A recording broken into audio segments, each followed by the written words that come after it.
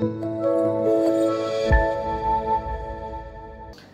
Ibu Saudara yang terkasih di dalam Tuhan kita Yesus Kristus, selamat pagi, Shalom. Sungguh sangat bersuka cita kita bisa dipertemukan kembali di dalam sarapan rohani Jemaat GKPB Galang Ninghyang Abian Basir pada pagi hari ini, hari Jumat tanggal 10 Juni 2022. Sebelum kita akan memulai segala tugas dan tanggung jawab kita untuk sepanjang hari ini, mari kita bersama-sama akan merenungkan firman Tuhan.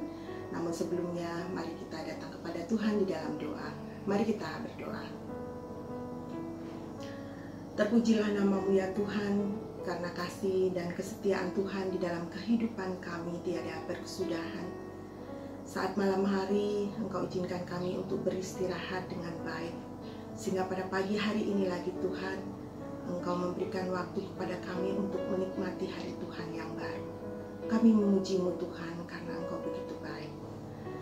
Terima kasih untuk hari ini, di mana kami bisa memulai hari Tuhan yang baru dengan tugas, tanggung jawab, dan pelayanan kami untuk sepanjang hari ini. Kami mohon Tuhan melalui pimpinan Roh Kudus-Mu, apapun yang kami lakukan hari ini berkenan di hadapan-Mu. Sebentar lagi kami akan memulai segala aktivitas kami dan mendasarinya dengan firman Tuhan. Biarlah Tuhan Engkau mengirimkan Roh Kudus-Mu, sehingga apapun yang kami renungkan pada pagi hari ini bisa kami lakukan di dalam kehidupan kami. Hamba-Mu yang terbatas ini Tuhan menyampaikan, biarlah Tuhan yang memberkati, sehingga apapun yang terucap Tuhan, semua atas kehendak Tuhan. Ini doa kami Tuhan, kami siap untuk mendengarkan firman Tuhan. Amin. Firman Tuhan tersedia pada kita pagi ini adalah terdiri dari 2 ayat, yaitu dari Amsal 15 ayat yang pertama. Demikianlah firman Tuhan. Jawaban yang lemah lembut meredakan kegeraman, tetapi perkataan yang pedas membangkitkan marah. Kemudian yang kedua dari Efesus 4 ayat yang ke-26 sampai dengan 27. Janganlah matahari terbenam sebelum padam amarahmu, dan janganlah beri kesempatan kepada iblis. Tema perenungan kita pada pagi hari ini adalah perkataan yang bijaksana adalah hikmat dari Allah. Bapak Ibu Saudara yang dikasihi Tuhan, sebelum saya akan memulai firman Tuhan, saya akan mengawalinya dengan suatu perumpamaan. Suatu ketika ada seorang anak laki-laki yang memiliki sifat temperamen atau pemarah.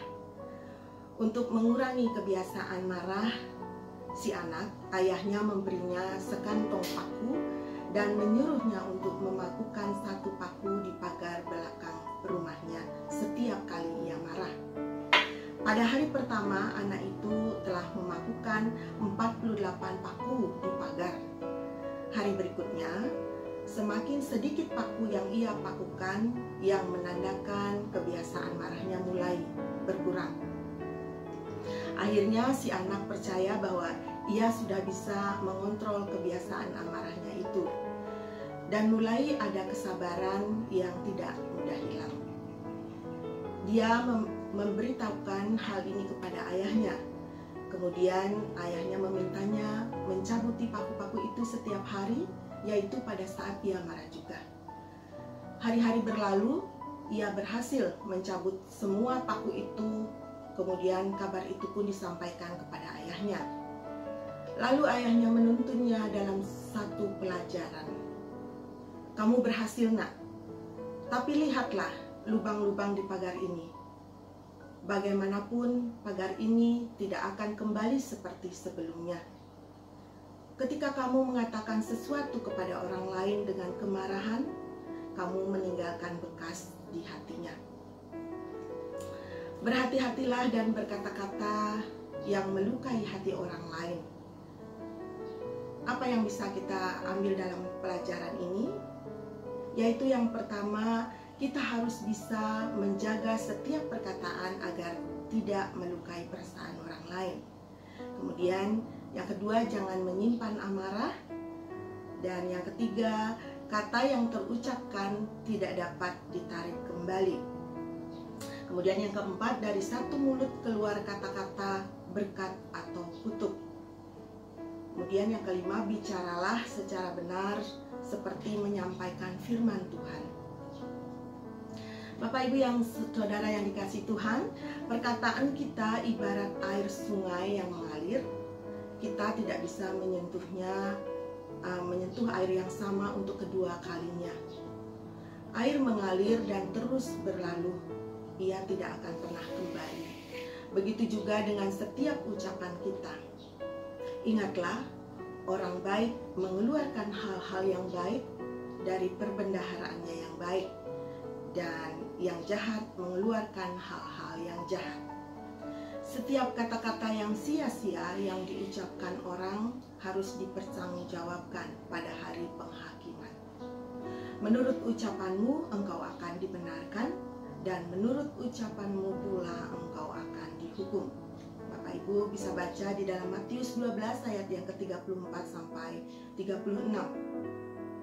Seringkali dalam kehidupan kita diizinkan Tuhan untuk berhadapan dengan orang-orang yang kasar, kemudian punya karakter menjengkelkan, bahkan orang-orang yang terang-terangan menjahati kita tanpa alasan jelas.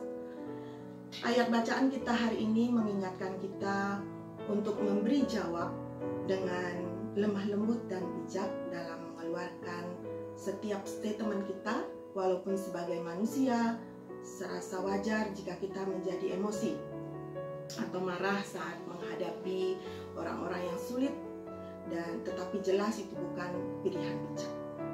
Sesuai firman Tuhan, tanggung jawab kita sebagai garam dan terang dunia menuntut kita untuk menjadi pembawa damai, hanya membuka mulut untuk perkataan berhikmat, penuh kasih, dan siap melayani dalam situasi dan keadaan apapun, termasuk di dalam melayani orang-orang yang sulit. Sangat tidak mudah dan mungkin kita sering gagal pada awalnya karena kita tidak mampu, namun mintalah roh hikmat Tuhan untuk memampukan kita berkata-kata yang menjadi berkat bagi orang lain.